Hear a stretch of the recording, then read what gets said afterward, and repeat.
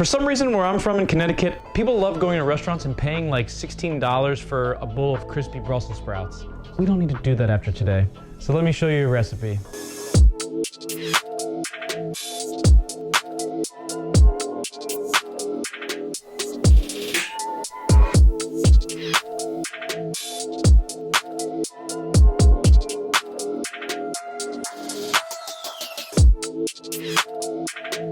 Hey guys, welcome back to another episode of Dishes and Fishes, where I show you how to cook and set hooks. I've gotten a few requests on my Instagram to put out some easy cast iron recipes, so that's exactly what we're gonna do today. We're gonna be making a crispy Brussels sprouts and salmon skillet that I think is kind of a showstopper, and it's a really good dish if you are cooking for a loved one or you're cooking for one or two other guests. If you're interested in cooking more elevated home dishes, hit that subscribe button. I like to keep what I do in the kitchen pretty simple, but also pretty quality.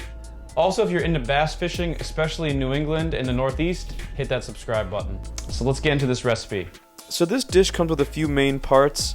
Two of the first things that we're gonna make are sauces, the basil oil and the balsamic reduction, and we're also gonna prep the Brussels sprouts. These are three things that you can actually do the day before if you want to.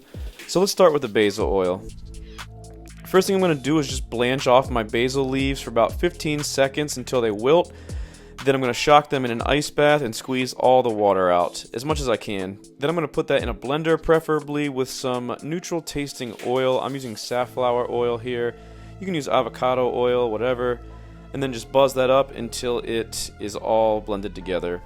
Then I'm going to strain that through a mesh sieve as much as I can get out of it and push it through. Make sure you save those little basil bits.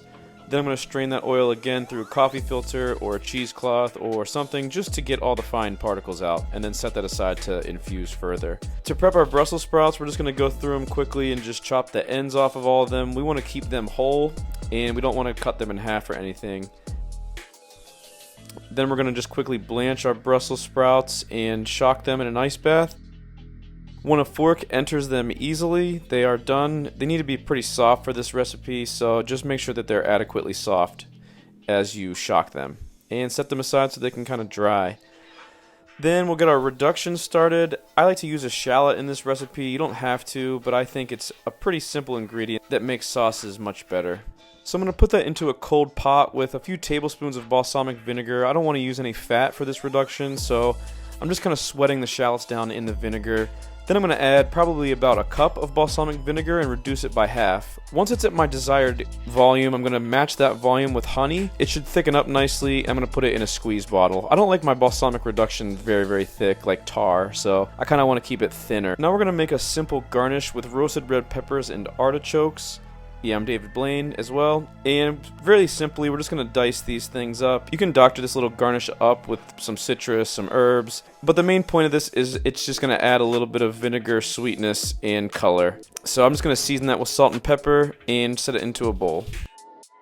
For the other garnish, we're going to use pistachios. You can get whatever flavor you want. I'm using the chili roasted ones here. They got a nice little heat to them that I like. Salt and pepper ones are also good. So put some pistachios in a bag and smash them up. You want to make sure you have both dust and chunks, not just all dust.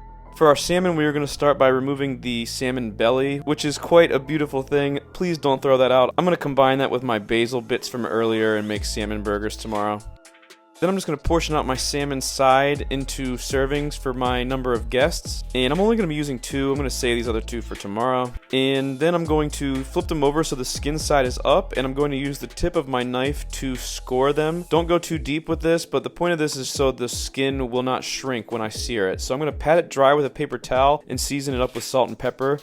And get it into a hot cast iron pan or any type of pan. And I'm just going to give it a little press when I put it into the pan so it encourages the skin to kind of stick in place. We're going to cook the salmon most of the way through on the skin side. You can see the white. Once the white starts to creep up the side, flip it over. If the skin sticks, leave it alone. I tried to rush this one and scrape it off the pan and ended up clowning myself. You can see that this other one comes right off. Just make sure that you don't get lazy like I did and leave it in the pan until the skin doesn't stick. And then remove it. We don't want this to be cooked the whole way through. Now we finally have our mise en place for this recipe. We've got our blanched Brussels sprouts, our balsamic reduction, our basil oil, our pistachios. You're going to need a ball of burrata cheese, our red pepper and artichokes, some Parmesan Reggiano, and our salmon. Tyler, where's the cast iron? Relax, people, it's coming. So we're going to season those cooked Brussels sprouts with salt, pepper, smoked paprika, lemon zest, and lemon juice, and just toss them up real nicely. Now we're going to smash those into our cast iron pan that we seared the salmon in. I wiped out some of the fat, not all of it. And if you can't squish them with a glass, they're not cooked long enough. Get the appropriate tool to smash these down. Don't use a glass if you don't want to. You can use a ramekin or anything. Just flatten them out. Put them in your cast iron pan. Season them up with some more smoked paprika. Then we're going to grate a generous amount of fresh Parmesan Reggiano over the top. We're going to fire that at 450 degrees for 10 minutes. And then I'm going to broil it for 3 minutes. And then it should be nice and crispy. Then I'm going to put my unfinished salmon in the pan and fire it in the oven for 6 more minutes at 400 degrees. Now everything is nice and hot and crispy. I'm going to put a nice ring of my crushed pistachios around the ring,